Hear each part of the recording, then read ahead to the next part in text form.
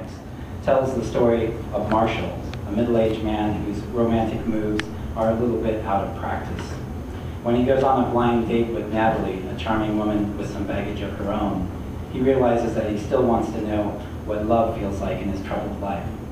Mr. Wonderful is a tale full of Clowes' wonderful biting humor and strangeness, but it's also surprisingly sweet and hopeful, especially when compared to last year's equally brilliant but hilariously dark Wilson. Tonight's event does include a visual presentation, as you will see, and he will be doing a Q&A if you have questions for him after that. And then after the Q&A, he'll be signing books at this table. We ask that you line up going down that direction when the time comes. Now please welcome Daniel Clowes.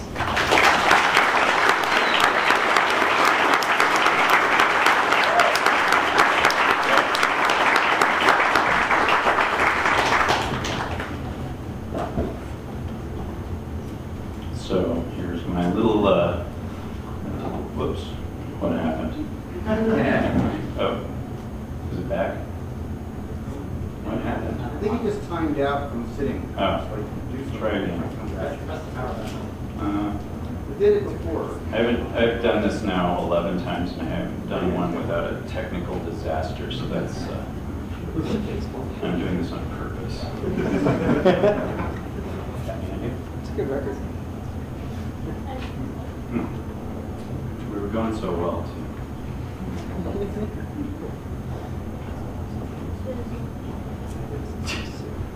Well, thank you for coming.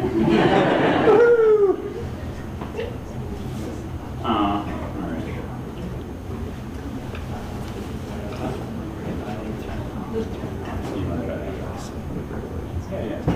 Yeah. So we're going to turn it off, and it'll take a couple minutes for it to warm back up. So that will force Daniel just to talk to you. Let's see. I need to get one of those books that has, like, you know, stories to tell when you're talking to a group of people. Like, flew in from Oakland today, and let's see. Well, this is the last time. This is actually probably the last time I'm ever going to do this. So, so you get to see that. A few years ago, I guess last year I did a tour for my book Wilson, and I thought I want to like go up on stage and get people to buy my book. So I came up with the idea of having an interviewer at each stop who would come on stage and ask me questions related to the slides I made, and inevitably they'd like show the wrong slide and ask a question that didn't relate to the slide, and it didn't work. So this time I thought, well, okay, I'll do my own little you know, pitch, my ShamWow pitch, sales pitch, and just today I had to do a radio interview, and the guy said, what are you going to do at your talk tonight? And I was like, well, at my PowerPoint presentation. And I just thought, God, that sounds so pathetic. It's like, here's the sales figures for my comics, you know. It's like I'm talking to the home office about something. So I don't know. I feel strange, like trying to convince people to buy my books. You know, it's like cartoonists have to. Like we have to do everything ourselves. I have to like come up with the stories and pencil the thing and ink it and do the lettering and the coloring, and now they've got us out here selling the books too. It's like I'm surprised we don't have to like, you know, work at the printing press. Pack and ship. Yeah. So, but anyway, I'm happy to be here with all you lovely people. I actually would like to come out and see the people who read these things, because it's a very isolated experience to sit in your room and do these comics. And now that I don't get mail anymore, I never get any response at all. You know, it's like just throwing it out there in the ether and seeing what happens. Much like this. All right, any minute now. My wife convinced me to buy this iPad for this book tour because she wanted an iPad. And yeah.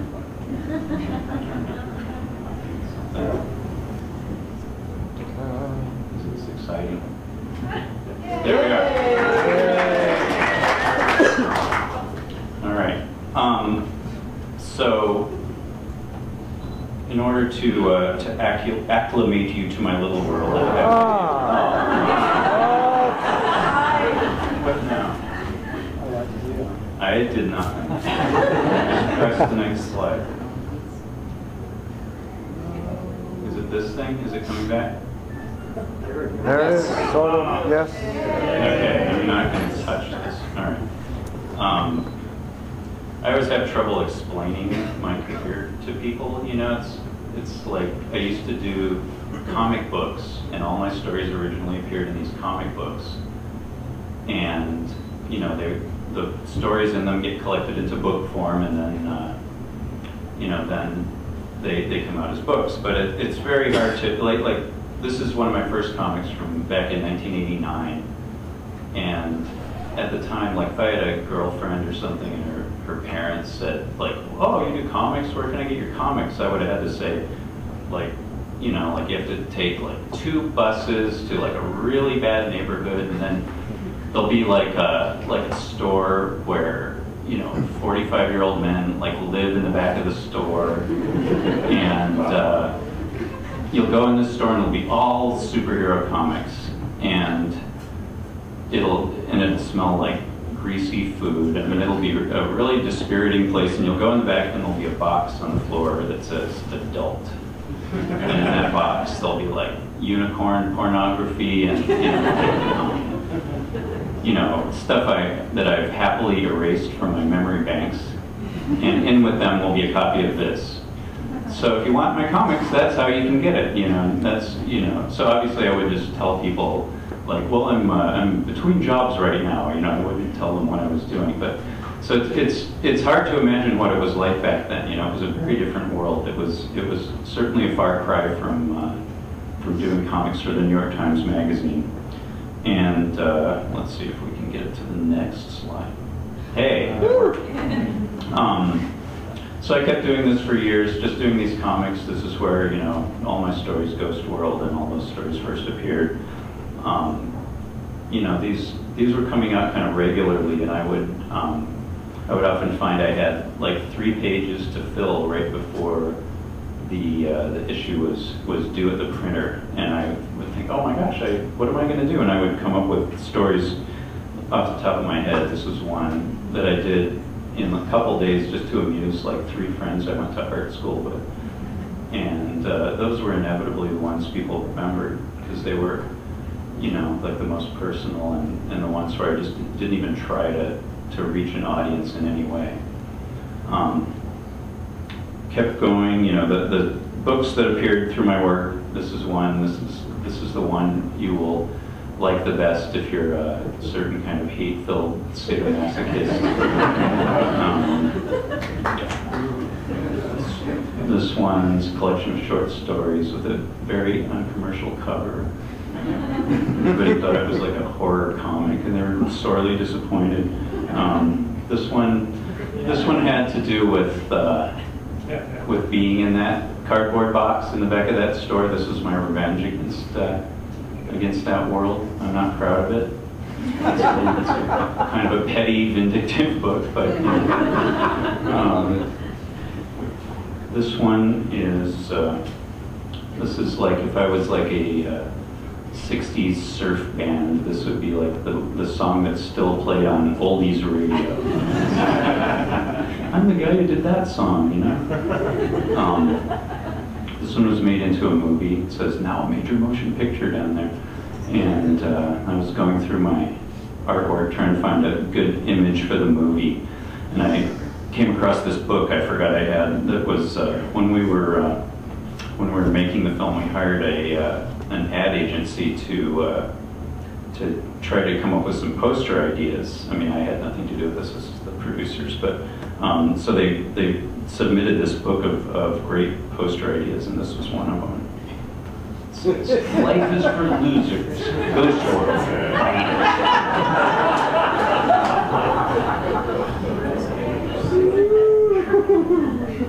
That's actually supposed to be Steve Buscemi on it, right?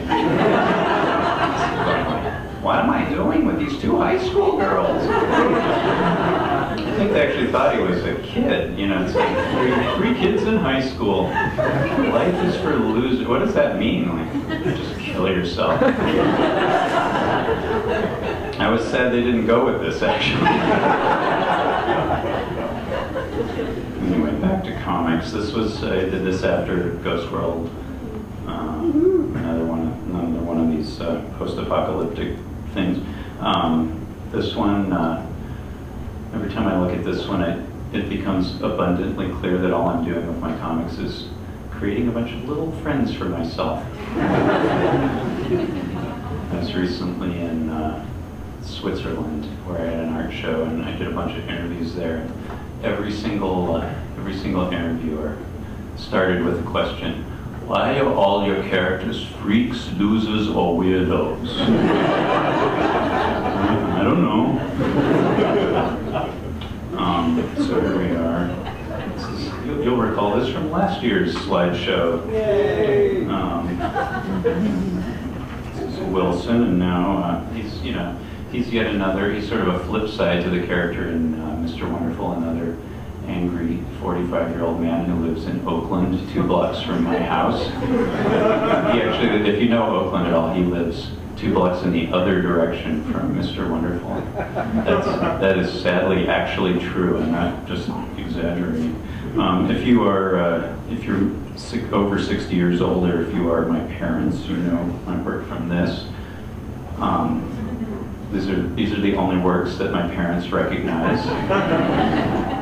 They have sent them all my books. You know, oh, you did a New Yorker cover. I can't believe it. It's like, well, I've done 40,000 drawings in my little comic books, but I seem to only focus on those. And so here we are, back up to our present book. So several years ago, I was working on a long, ambitious graphic novel that I've long since abandoned, and I was sort of hating myself, sitting there at 10 in the morning trying to puzzle my way through this thing. And I got a phone call from an editor at the New York Times Magazine who asked me if I wanted to do a strip for they had a feature called The Funny Pages.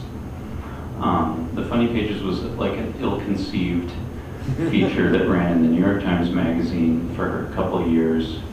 Like, it was clearly, like, it started out as a cool idea, like, let's do our own take on the Sunday funnies, you know, we'll call it The Funny Pages, except it won't be funny, and it'll only have 1 page of comics and a continued fiction story that no one would ever read, and that's it. You know, it was clearly like, it probably started out with like puzzles and all kinds of cool stuff, and then got focus grouped to death till it barely existed. But anyway, so the great thing about this was they published work by all these amazing cartoonists like Chris Ware on a weekly basis, and so so I was very happy to like abandon my my stupid graphic novel that I was working on and do something for this. And at the time I had a real interest in trying to do something for a different audience. I felt like everything I was doing was for like the same sort of, you know, the audience that would read, you know, that would go to that back room and dig through that cardboard box in the back of the comic store. And I had this thought of what would it be like to try to do something for a different kind of audience, like the audience that would read a newspaper or a magazine like that. And several years before I had actually had my photo in the magazine, there was an article about male pattern baldness,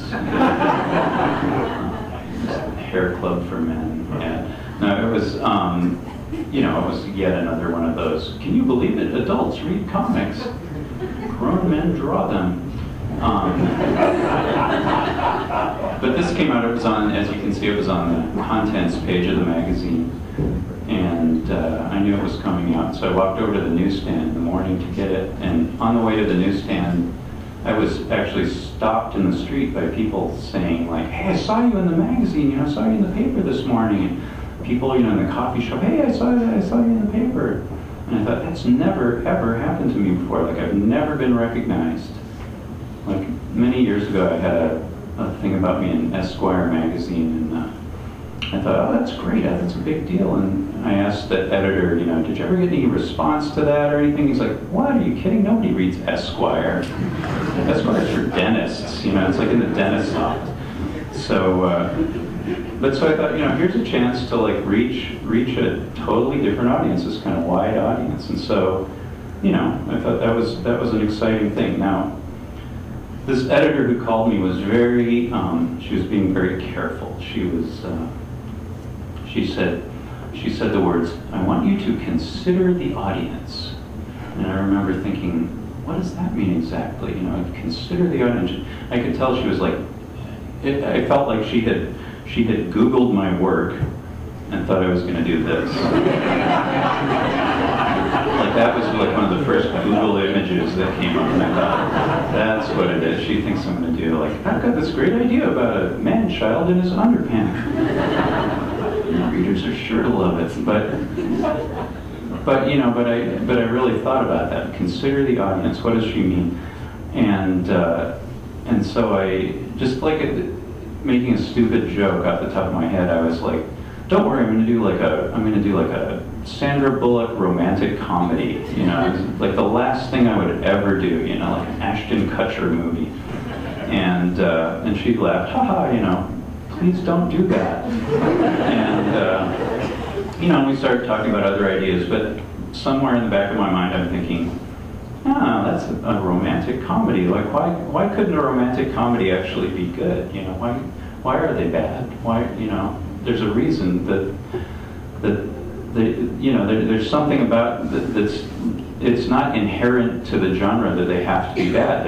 You know, maybe there's something there. And I thought, like, what if I did one with a character that I could relate to a little more? And I thought, you know, she's saying consider the audience, and I started to think about how when I do my comics, I don't really consider the audience. You know, I don't think about who's reading it. I think about, you know, I try to imagine like a version of myself that doesn't know about me reading it, basically, which is possibly schizophrenic now that I say it out loud. But I started to think, like, who would be the reader for this comic? And I started to think about, like, I would have to create an imaginary reader who would be this like quintessential reader of the Sunday New York Times. And for some reason, the guy who popped into my head was the filmmaker Errol Morris. I have no idea why. But that, you know, it just seems like the kind of guy who'd be like at the bagel shop near my house reading the Sunday paper, the print version. It has to be like the guy reading the print version, not the online version. And you know, like really like reading every section, like reading the Frank Rich op-ed column. And so that, you know, then I started to think, well, what if he is not only my imaginary reader, but he's the actual love interest in the romantic comedy? And all of a sudden I felt like, hey, that might work, that's something. And you know, this is all during like a 20-minute phone call, and I sort of hung up the phone and had this kind of basic idea of what I wanted to do with this story, even though I didn't tell the editor that at the time. I think she would have been horrified if I was part. I already have an idea, don't worry. And so, you know, I thought about making the guy live in New York, but then it occurred to me that none of my characters could ever afford to live in New York, so I put him in Oakland near my house, because it's a lot easier to get photo reference for backgrounds there too. And so, you know, I hung up the phone and I was just like, all too happy to start working on this new thing. I just threw away this stupid graphic novel I was doing and never looked at it again. So these are like, you know, this is like at 11 o'clock that very morning. These are the first drawings. I was trying to make him look like a grown-up Charlie Brown on the right. And that's, you know, I kind of got him pretty quickly. I was trying to do this quickly and sort of let myself be seized with inspiration. So I started looking through romance comics because I thought this is what I'm doing, is a romance comic. And I noticed looking through my stack of comics that they're often, like every issue had a story that was like first date, first kiss, first love, you know, and it's because these things were done for 12-year-old girls. You know, they were girls who like hadn't yet had the experience of a first love or first date or anything. It was a way to rehearse what was going to happen using characters that bear no resemblance to any human beings who have ever lived. And, you know, which is probably a healthy way to go about it, because if they saw the reality of it, they'd probably all just give up, you know. But so I started to think, you know, first love, like that's really not that dramatic, you know. It's like, oh, my first date didn't work out, guess I'll go on my second date. You know, it's not, there's not a big pressure to that. But I thought, like, my guy's on his last date. My guy's he's barely able to summon up the gumption to do this one last time. You know, he's going on this date, and if this doesn't work out, that's it. You know, he's just like gonna stick his head in the oven when he gets home. So I thought, well, that's actual drama. You know, there's some actual stakes to this. So there I had my story. It's a guy on his first date, or his last date, and he's, you know, he's the schlubby New York Times reader, and so that was what got me going. So then the editor actually said that the publishers, you know, like the guys in the front office needed a description to try to like sell it to the editors. So I was like, all right, I'm gonna write this really commercial, like movie blurb kind of thing that I'm gonna send off to these guys. And I recently found this. So I was like looking through my old emails and I found this, and I cannot believe that they actually like accepted this strip after this is what I wrote. So this is literally, I'm trying to like pitch this thing. It says, our downwardly mobile hero is in a desperate all-or-nothing blind date with a woman who may very well have some issues of her own. We would follow the excruciating minutiae of their night together from beginning to end. Yes, that's very commercial. Yes. Thank you for that. Yeah. So shockingly, I guess obviously they just would have taken anything. They probably, I'm sure she deleted that email and never showed it to anybody. But I started to think, like, what am I going to be up against doing a comic for the New York Times Magazine? And I thought, you know, I'm used to just doing whatever I want. You know, I never have to worry about that. You know, my characters all swear like sailors, and you know, there's nothing like that I have to think about. But I thought in this magazine I have to really think about censorship, you know, sort of in advance, so I'm not surprised. So you know, I thought of making my character sort of, he's like self-censoring, you know, like that's part of his character, is that he's living in a world of self-censorship. The whole story is kind of filtered through his thoughts. He's just met the girl, and they're just kind of in the very beginnings of their date, and you see, you know, she's like, do you really want to hear the whole miserable story? And I'm sure. I mean, okay, Marshall, now's the perfect time to show what a sympathetic and attentive listener you are. Eye contact, Marshall, concentrate. And she's like, well, we were never actually married. So here's the basic gist. And you see that this word balloon here is just obliterating what she's actually saying. And he's filtering all existence through his manic inner world.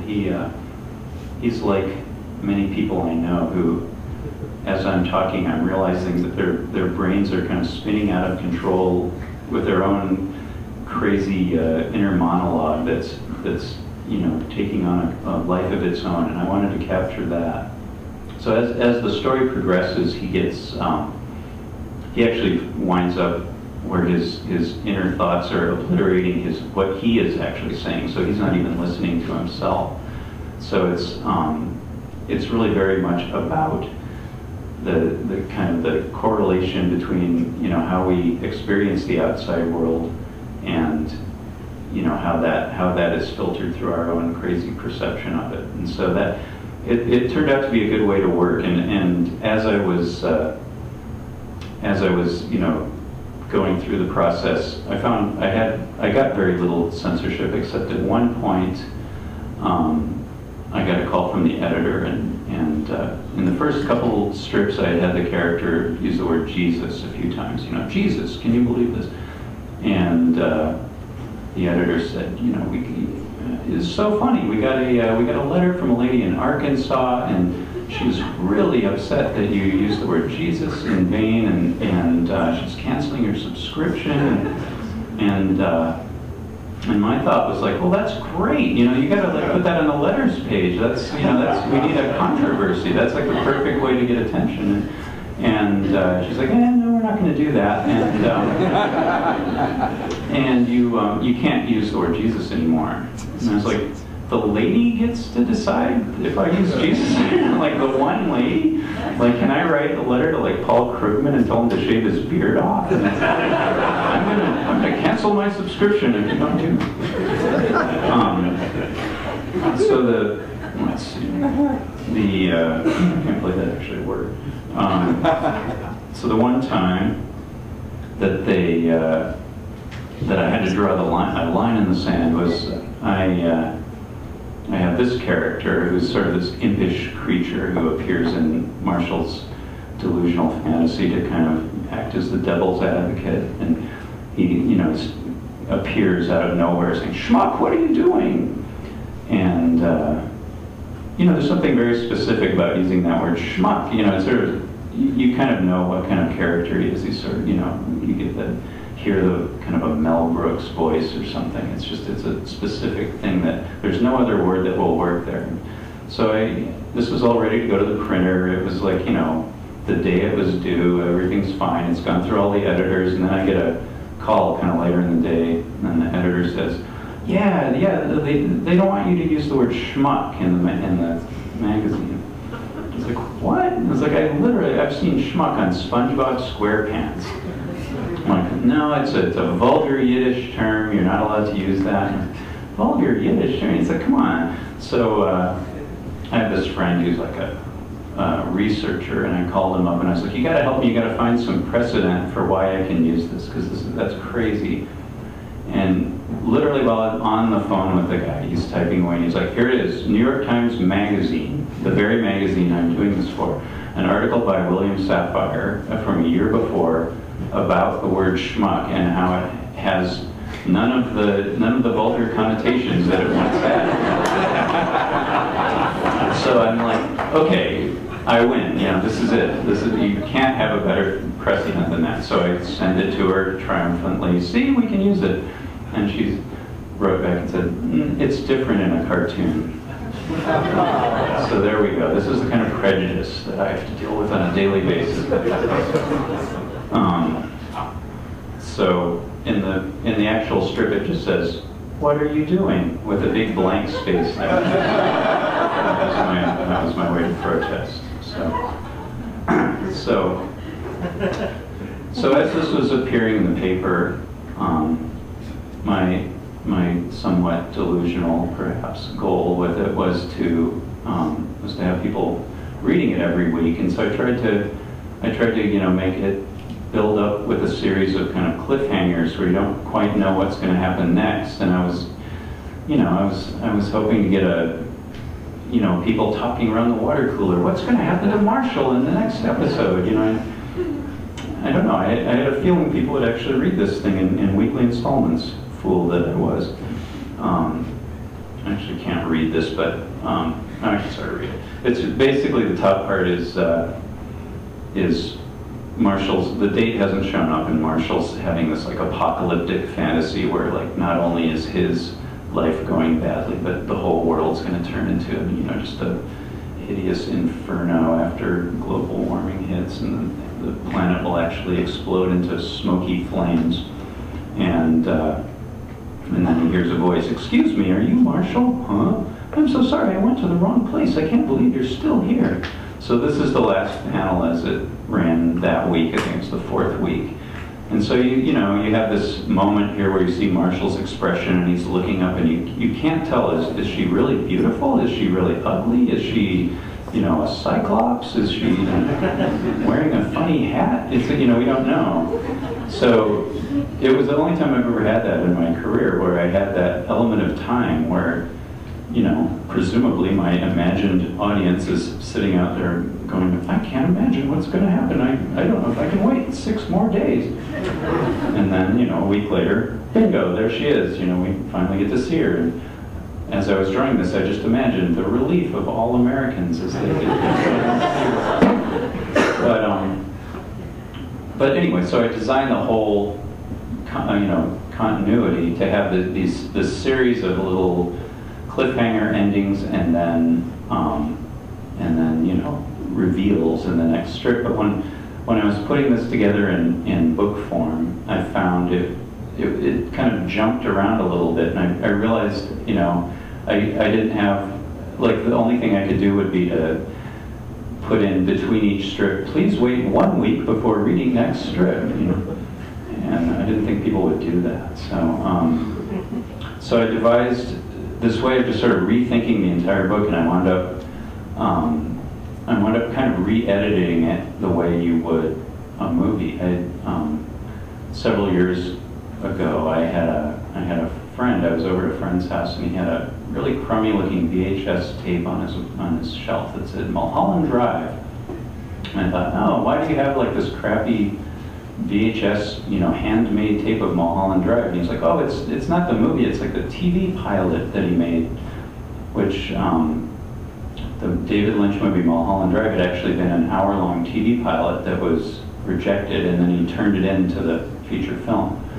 And so I stole the tape and I watched it, and it's got almost all the exact same footage of at least the first, you know, 3/4 of the film, but it's totally different. It's like every scene is edited differently, and somehow it's sort of lighter in its approach, and it seems more like a comedy or a TV show or something. And so I was very inspired by what you could do with just minor little tweaks. So I went through the entire book and put in all these moments that kind of elongated time in between these cliffhangers, and then kind of softened it out so it didn't feel so episodic. And I tried to make it work as a story on its own. In between, excuse me, in between these two, I have this gigantic, gruesome close-up of Marshall staring at you with his freakishly round eyes. Which is, it's sort of against my nature to do something this simple. I'm the kind of person who sort of feels like they have to fill up every square inch. You know, I don't want anybody to ever go like, you didn't do enough work on this one, you know, so I have this like Protestant work ethic or something, but I found that it worked much better to have these kind of frozen, enlarged moments, so I had to really restrain myself and kind of go with that to make it work as a book, and so you know, the experience of having it run in the magazine was somewhat frustrating. Nobody read it, you know. I actually got more response that year for my Christmas card. It was, and then I realized I didn't read any of the other strips while they were running. You know, even Chris Ware, even like, you know, my favorite artist, it's like I just waited till it was done and clipped them all out and read them all in one sitting. Like the idea of reading it on a weekly basis just seemed, I don't know, just the attention span for that doesn't exist anymore. So, so I was really thankful that I got the opportunity to rethink it as a book and sort of represent it on its own, in its own, you know, little context, which is what a book is basically. And in doing so, I've only more and more come to kind of appreciate the beauty of books and the perfection of books, and you know, there's all kinds of gloom and doom talk about the demise of books, but I really think that, you know, if they'd invented computers first and then somebody thought of books, they'd be like, wow, books, this is the perfect format. You know, it's got everything, you know, it's the package and the content all wrapped in one, and they inform each other, and it's I don't know, I'm more energized than ever in this doom and gloom world to work on these books, and so I hope you'll buy this one. All right, thank you.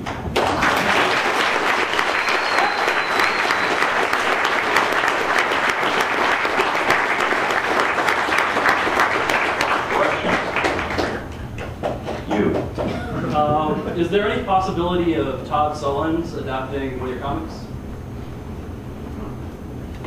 I don't think so.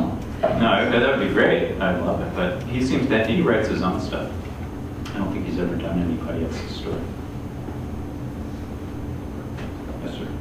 I was just wondering, I know 8 Ball hasn't been in installment form for a while, like the last few issues of 8 Ball. Is that sort of related to your thinking in relation to how the times thing went?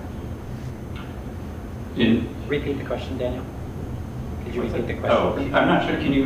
I'm not exactly sure what you're asking. You're saying how even you didn't read Chris Ware's comics in the Times in installments, you just read it all together in the end.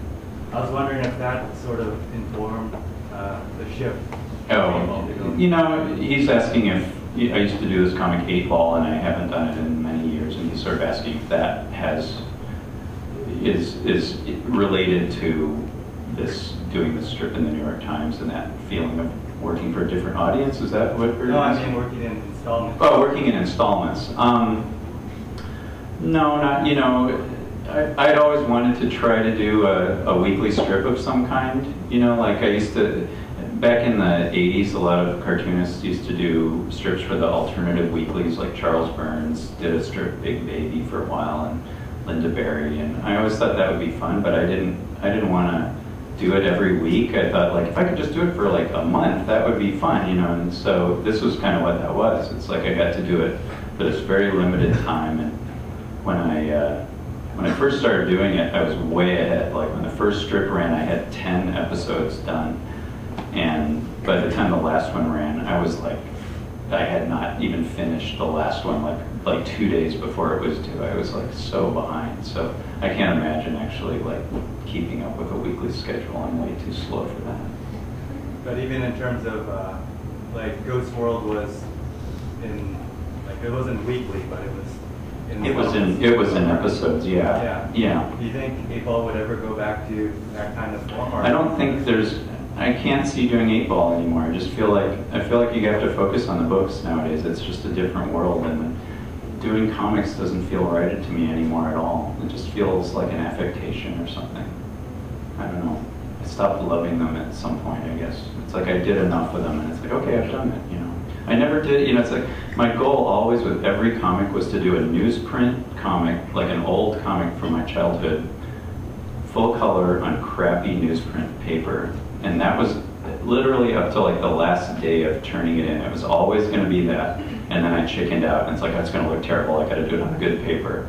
And I realized that it's just part of my constitution. I could never actually get it on that newsprint. So I have to give up.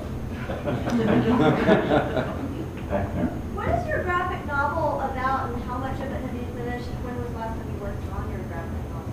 The one I threw away?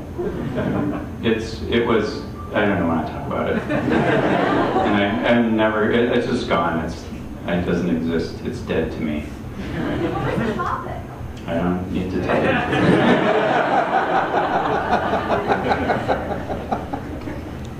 Yes. My son is back there. He's a big fan of Tintin. Mm-hmm. Did you read a lot of Tintin when you were growing up? I never read Tintin until I was grown up, and so it's hard for me to grasp like the love that people who grew up reading it have. But my son, who's 7, has now read all the Tintin books, and he's just like couldn't love it more, and so I can see it through him. But I read it, you know, just sort of like, yeah, I guess it's okay. Yes. Was David Lynch actually an inspiration for Velvet Glove? You know, I was a big fan of Eraserhead when that came out, but everybody always thinks that Velvet Glove was based on Twin Peaks, but it actually came out a couple of years before Twin Peaks, and we were just sort of doing that same kind of thing, you know, and it was running through the air at that time. But yeah, no, I love his stuff. Can I ask what you're reading right now? What am I reading? I just read a great book that I'd never heard of. It's a book from the 60s called Stoner, and it's not at all what you think it is. It's about a guy named Stoner. It's by a writer named John Williams, who's not the guy who did the music for Star Wars. And it's about a college professor. It sounds really boring. It was like one of the top 2 or 3 books I've ever read in my life.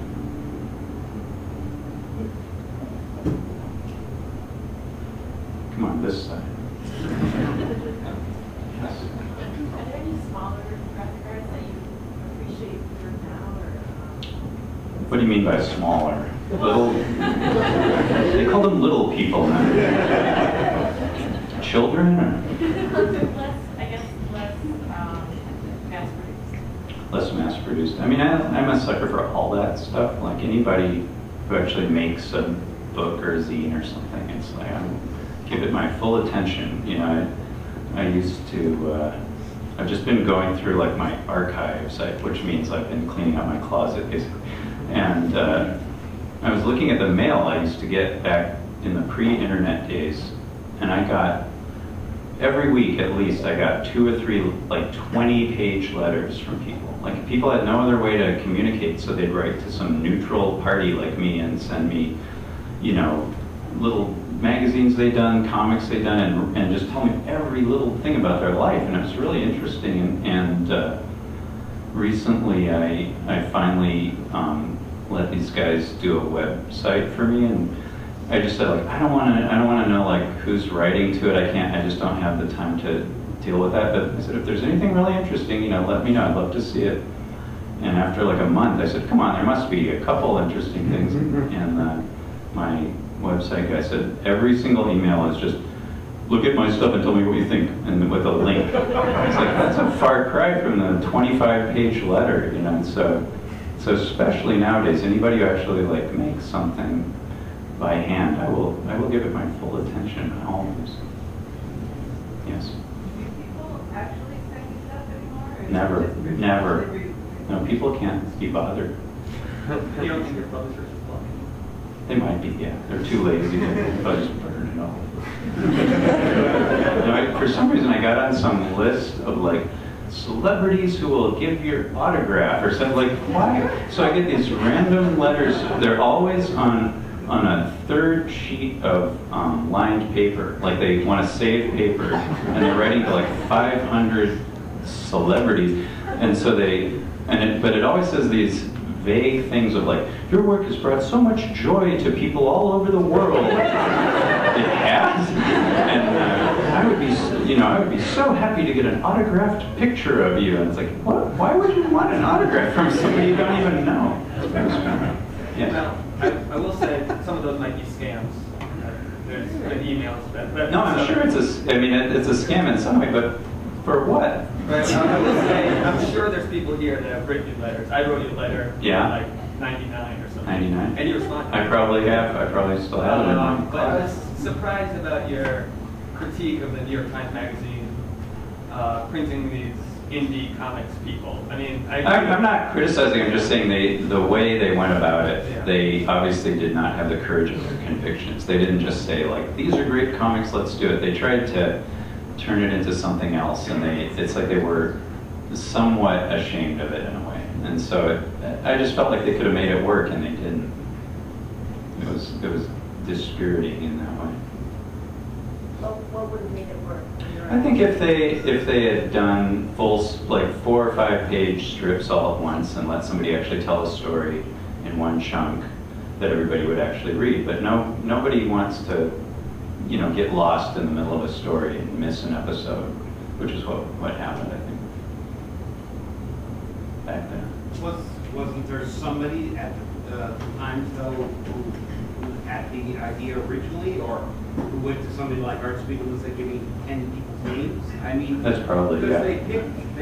They picked very well. They picked really well, yeah. No, I don't know how it happened. Who was in charge? I don't know. I was just a little cog in the machine. Yes. Are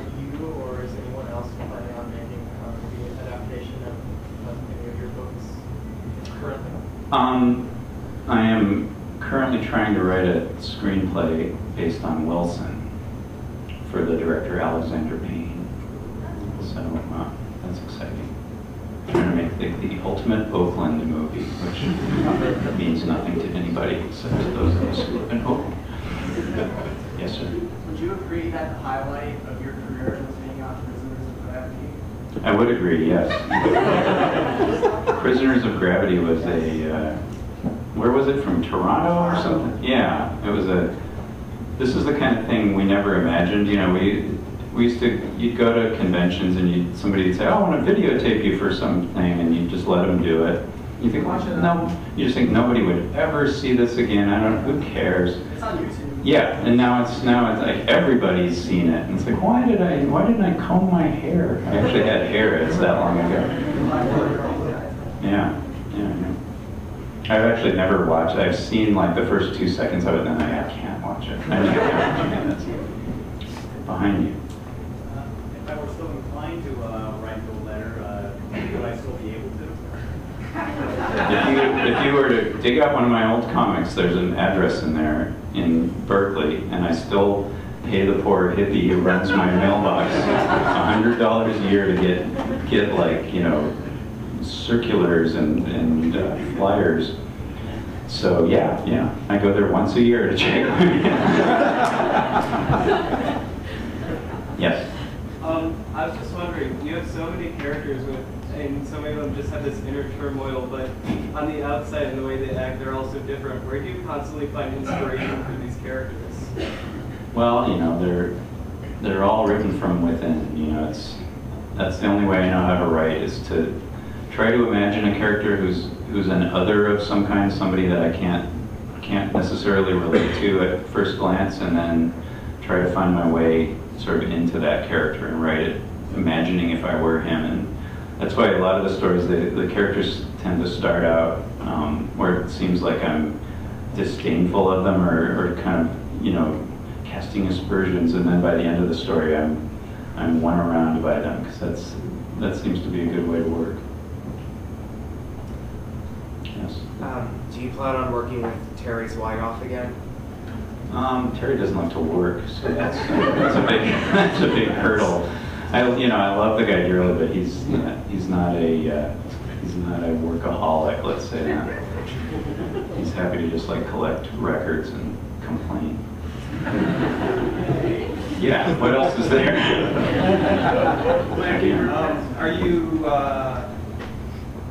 Do you think about your child reading your books? At what point would you be allowed to? Yeah, no, it's never. You know, I always hear. I used to ask Robert Crumb. You know, like, when Sophie was a little girl, I'd say, does she want to read your comics? He wants nothing to do with it. Like, doesn't, you know, you don't want to know about your parents' weird stuff. And so my son, you know, he'll come in my room and just looks right past what I'm working on. But his friends all come over and like, what's Mr. Clowes got over here? You know, and it's like, oh, what are these old heavy metal magazines from the 70s? So, yeah, so it's, I don't know. I mean, I have to just like get a lock on my door. Yes. Did you ever play in a band at all when you were growing up? Or Never. have any other interests Never. besides comics? No. Never did. I'm a very well-rounded person. What was your thinking with the color on this? What was my thinking? What were you thinking? Are you drunk? The color? The palette of the whole book has it's nice and uniform. Oh, thanks. I like how it looks. Oh, thank you. I was wondering what you thought about the color. It's all just, you know, I don't think about it. Yes.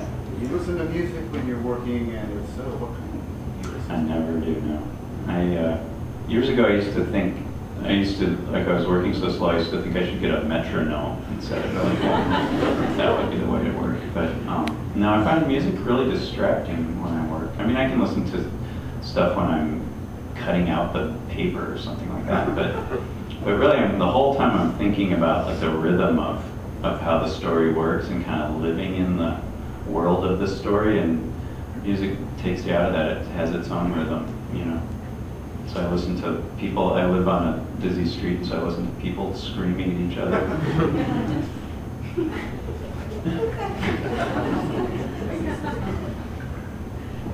Yeah. Have you actually started designing the Barnaby reprint yet? No, that's an exciting project. There's this comic strip from the 40s called Barnaby by Crockett Johnson, who did Harold and the Purple Crayon that you probably all read. And I think it's the greatest comic strip of all time, and they've been trying to get the rights to reprint it for, 20 years now, and they finally cracked, and they got it. So I'm going to be designing that, but we haven't started yet. We don't have all the strips yet. Is that is his work somebody that you read when you were younger, or is it somebody else that you discovered? No, I actually did read those when I was younger. He was there was a Dover, one of those Dover books, you know, that cost like $1 that had that some well-meaning relative bought for me that I actually read. Great, looking forward to it. Yeah, me too. Back there. I was always fascinated by the needle dig character. Fascinating. I'm just wondering, is there any specific inspiration for that character? Do you ever do anything else with that character? Maybe I'd do a New York Times strip. I think the inspiration was a T-shirt I once saw. A guy just had a homemade T-shirt that said, "Needle dig the bug fucker." It's a character. I like those kind of public domain characters like that. You know, anybody can do it. Over here. So, was there what inspired you to decide to do comics as a profession? Was there any specific comic or artist that really inspired you to start drawing?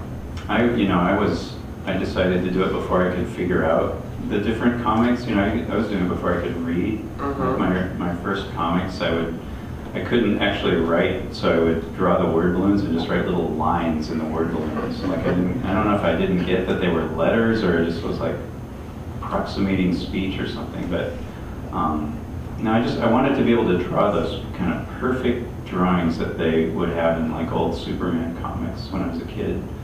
And most kids grow past their dreams of when they're 4 years old and move on to other stuff, and I somehow never did. All right. One more? A couple more? Two more? You said that this might be one of the last times you do one of these talks. It's the last time I do a PowerPoint presentation. Yeah. No, I'll do something else. I'll figure something out. Yes. I've always been curious if you have a fully realized idea for your story before you start drawing, or if you just kind of let things go as you draw. She's asking if I have a fully realized idea before I start drawing. I do actually. On some of my early stuff, I was winging it.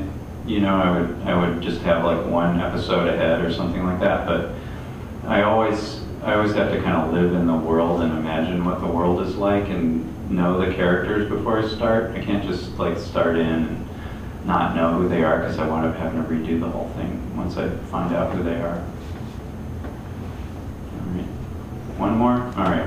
You're the last guy. This is just something that I always wonder about, and that was love. That's when I hear the the protagonist passes a man with an antenna and nose or something, somewheres in the alleyway. I ran downstairs to see if they're all out, but I can't remember what the dialogue was, but it always tripped me out. I don't know. I remember it. I don't remember why I did it. All right. Anybody else? That's it. I did think one more. Something. All right. As I was sitting here, I seem to remember the character of David Boring having a thing for women with very large backsides. You seem to remember that. Is that in any way an homage to Art Crumb? It was a little bit, yeah. I always thought about that. Yeah. All right, that's a perfect way to end this.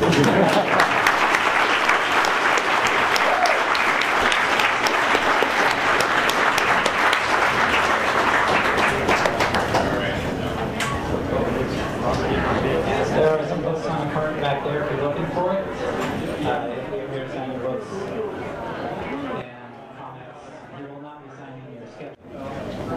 Hello, sir. Well, that counts. Awesome.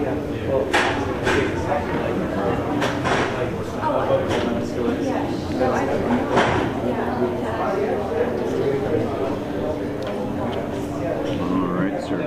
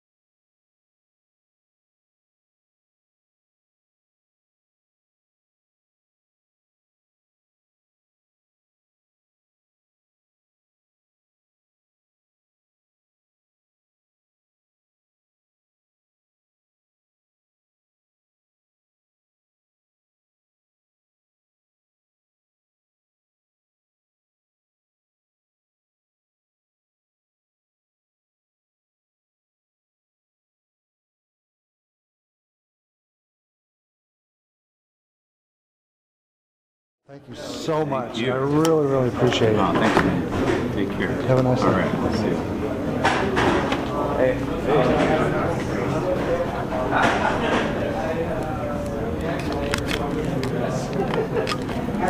Bitches,